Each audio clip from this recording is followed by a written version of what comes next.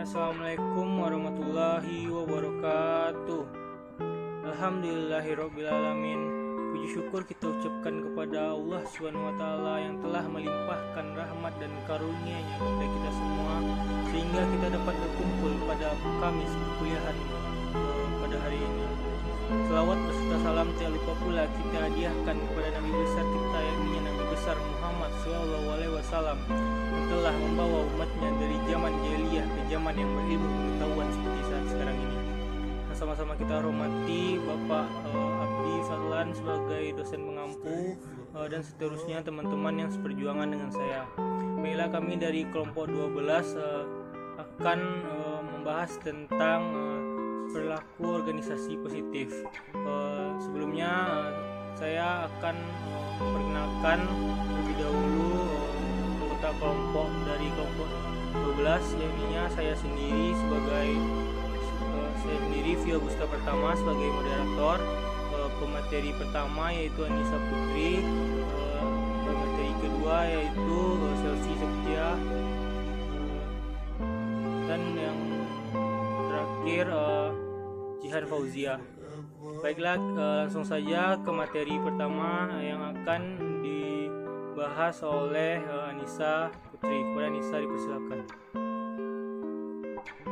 Terima kasih kepada moderator. Saya akan membacakan materi yang pertama, yaitu tentang pengertian perilaku organisasi positif. Dasar dari perilaku organisasi positif atau yang biasa disingkat POS adalah perwakilan dari cara berpikir, orientasi nilai, dan bentuk penelitian organisasi. POS berfokus pada dinamika organisasi yang memimpin kepada perkembangan kekuatan manusia, memacu vitalitas perkembangan dan kemajuan pekerja atau karyawan perusahaan yang memungkinkan resiliensi dan restorasi, dan mengelola kinerja individu dan organisasi secara luar biasa. Sejalan dengan gerakan baru dalam psikologi yang berubah yang semula dari fokus tradisional, yakni beberapa perihal yang kurang baik seperti deviansi, abnormalitas, dan terapi, menjadi psikologi positif yang berfokus pada kekuatan manusia, kebaikan, pengaruh positif, dan apa yang membuat hidup menjadi berharga. Ilmu organisasi positif membahas sisi positif dari kinerja organisasi. Materi selanjutnya yaitu karakteristik perilaku organisasi, yaitu yang pertama, perilaku fokus dari perilaku keorganisasian adalah perilaku individu dalam organisasi. Oleh karenanya harus mampu memahami perilaku berbagai individu dan organisasi. Yang kedua, struktur, berkaitan dengan hubungan yang bersifat tetap dalam organisasi, bagaimana suatu pekerjaan dalam organisasi tersebut dirancang dan bagaimana pekerjaan diatur. Struktur organisasi berpengaruh besar terhadap perilaku individu atau orang dalam organisasi secara efektivitas organisasi. Selanjutnya yaitu proses. Proses organisasi berkaitan dengan interaksi yang terjadi antara anggota organisasi. Proses organisasi meliputi komunikasi, kepemimpinan, proses pengambilan keputusan, dan kekuasaan. Salah satu pertimbangan utama dalam merancang struktur organisasi adalah agar berbagai proses tersebut dapat berjalan secara efektif dan efisien. Baiklah, saya kembalikan kepada moderator. Oke, terima kasih kepada Anissa Putri. Materi selanjutnya yang akan dibacakan oleh Jihan. Dikarenakan Jihan sedang sakit dan tidak bisa untuk membuka HP, saya akan melanjutkan materi dari Jihan ini yang ialah psikolog positif. Psikolog positif dimulai dengan mengubah penekanan dari hal yang tidak berharga dalam hidup menjadi studi dan pemahaman terbaik dalam hidup. Tujuan psikolog positif adalah menggunakan metodologi ilmiah untuk menemukan dan mempromosikan faktor-faktor yang memungkinkan individu atau kelompok, organisasi, dan komunitas berkembang. Hal ini berhubungan dengan memfungsikan manusia secara optimal, bukannya memfungsikan manusia patologis. Di sini ada 3 tingkat psikolog positif menurut Seligman dan Csikszentmihalyi. Yaitu yang pertama, pengalaman subjektif yang berharga, perlakuan yang baik, dan kesenangan hati, kepuasan di masa lalu, harapan optimisme atau masa depan, dan kelancaran serta kebahagiaan, yaitu sekarang.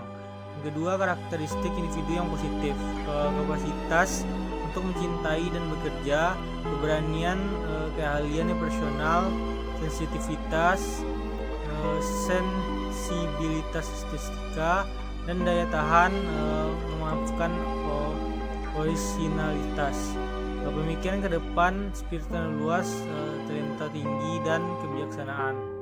Yang ketiga, kepentingan institusi umum yang membuat individu menjadi warga negara yang lebih baik, tanggung jawab mempelihara pluralisme, kewarganegaraan moderat, toleransi, dan etika kerja. Tujuan yang sangat positif tersebut jelas mempunyai implikasi bukan hanya terapi pendidikan kehidupan keluargaan dan masyarakat, tapi juga untuk kehidupan dan perilaku organisasi. Psikolog tidak sektor memperbaiki apa yang salah. Oke, cukup sekian dari saya. Materi selanjutnya yang akan dibahas oleh Selfie. Pada Selfie dipersilakan. Assalamualaikum warahmatullahi wabarakatuh. Saya ucapkan terima kasih kepada moderator. Baiklah, saya Selfie Septiana akan membacakan materi tentang kriteria perilaku organisasi positif. Yang pertama, optimisme. Psikologi memperlakukan optimisme sebagai karakteristik yang berkenaan dengan harapan atas hasil akhir positif. Dampak positif dari optimisme terhadap kesehatan fisik dan psikologis, karakteristik kerukunan, prestasi dan motivasi yang menyebabkan keberhasilan akademis, olahraga, politik, dan pekerjaan. Optimisme oleh kebanyakan psikologi diberlakukan sebagai yang pertama, optimisme sebagai sifat manusia, yang kedua, optimisme sebagai perbedaan individu. Aspek positif optimisme. Optimisme bukan lagi diragukan sebelumnya bahwa optimisme merupakan perihal dimotivasi atau memotivasi, memiliki karakteristik ketekunan, pencapaian, dan kesehatan, memiliki lingkungan kerja, dan seterusnya merupakan pertimbangan untuk optimisme menjadi kekuatan positif dalam dunia kerja. Yang kedua, harapan. Ricky Snyder dan rekan selama beberapa dekade mengembangkan skala harapan dengan penjelasan, mengejar tujuan dengan penuh semangat, dan ada banyak jalan keluar bagi setiap masalah, mendefinisikan harapan dimensional yang digunakan secara luas dalam psikologi positif sebagai keadaan motivasi positif yang didasarkan pada rasa keberhasilan yang mencakup A. Agensi atau energi terarah pada tujuan, B. Jalan atau rencana pencapai tujuan. 3. Kebahagiaan. Kebahagiaan didefinisikan sebagai sisi efektif seseorang atau suasana hati dan emosi dan evaluasi kehidupan mereka. Kebahagiaan juga banyak dikenal dalam psikologi positif. Komponen-komponen kebahagiaan dapat diidentifikasi melalui A. Kepuasan hidup, penilaian global mengenai kehidupan seseorang. B. Kepuasan dengan domain yang penting, contohnya mencakup kepuasan kerja. C. Pengaruh positif, pengalaman emosi dan suasana hati yang menyenangkan. D. Level pengaruh negatif yang rendah, pengalaman emosi dan suasana hati yang sedikit tidak menyenangkan. 4. Kecerdasan emosi, di mana kecerdasan emosi merupakan dua komponen, yakni kecerdasan dan emosi. Kombinasi sinergi dua komponen ini menjadi konstruksi yang kuat dan positif untuk pemahaman dan aplikasi dalam perilaku organisasi. Daniel Goleman yang mendefinisikan kecerdasan emosional dengan pendekatan aplikasi populer bahwa kecerdasan emosional sebagai kapasitas untuk mengenali perasaan diri sendiri dan orang lain, untuk memotivasi diri dan untuk mengelola emosi diri sendiri dalam hubungannya dengan orang lain. 5. Percaya diri atau efikasi diri. Efikasi diri bersifat karakter karena ia ditunjukkan untuk tugas spesifik dan dapat dilatih dan dikembangkan secara langsung. Proses efikasi diri mulai sebelum individu memilih pilihan mereka dan mengawali usaha mereka.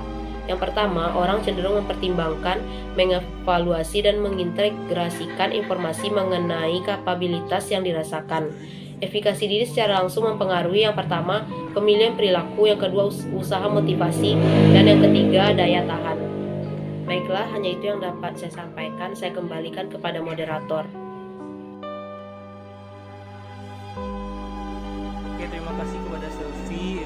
Selanjutnya, bagi teman-teman yang masih kurang paham atau masih kurang jelas dari pemaparan materi dari kelompok 12, saya sebagai moderator membuka sesi tanya jawab. Kepada teman-teman silakan bertanya, ditulis di grup WA perilaku organisasi dan ditulis pertanyaannya. Sekian dari kelompok kami. Apabila ada kesalahan mohon maaf, dan apabila ada kekurangan juga mohon maaf. Wabillahi taufiq wal hidayah. Wassalamualaikum warahmatullahi wabarakatuh.